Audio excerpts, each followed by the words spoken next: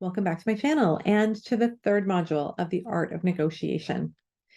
If you've been following along, my name is Joanne and I created this, the Fearless Negotiation Project, because even though we negotiate every day, most of us never learned how to do it well. And especially if you're a woman or you come from a historically marginalized background, you probably feel like you shouldn't negotiate. You shouldn't ask for what you actually deserve. Now, this course is designed to help you negotiate in all areas of your life, but especially at work.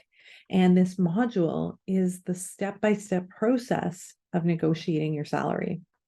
So if you have to catch up, you want to watch all the videos in the series and the previous modules, then head to my channel and click on the Art of Negotiation playlist.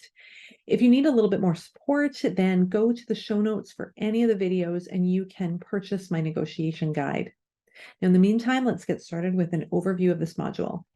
Welcome to week 3. This is the week where we embed the strategies that are necessary to negotiate effectively into your understanding and your emotional awareness of how you approach negotiation. So in this week, we build really from a lot of what we talked about in week 1.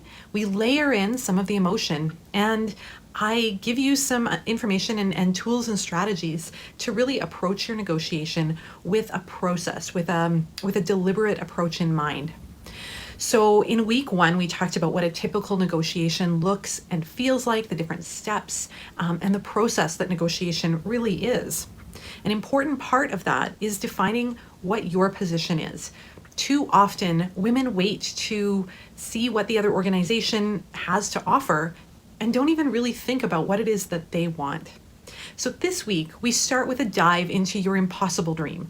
And I encourage you to be creative in the first part of this week's module, because it's really important for you to tap into why you do all of this. We work, it feels like often more than 8 hours a day, because as women, we tend to take our work with us in our minds, and we continue to think through the problems in the workplace. We continue to work intellectually, even if we're not necessarily at our computers. And so we have to make sure that we are appropriately compensated, but also that our work is aligned to our values, and that we're expressing our values every day.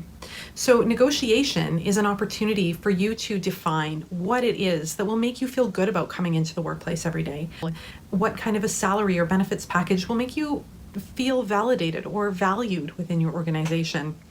But again, so often women just wait for what an offer is and then, give it a, oh, well, I think that's too low or too high, but they're not really assessing it against any kind of work that they've done effectively. So like I said, you're going to start this week by diving into your impossible dream and what the optimal outcome might be. And then really focus on building up then you're going to focus on what it is that makes you valuable to the organization.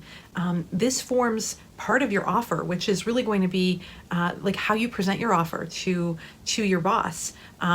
You need to know why you're deserving of that offer. And last week we talked about emotion and some of the ways of channeling positive thinking into your work. But this week I'm going to give you some examples and exercises of ways to articulate what your strengths are, and bring those forward into your negotiation.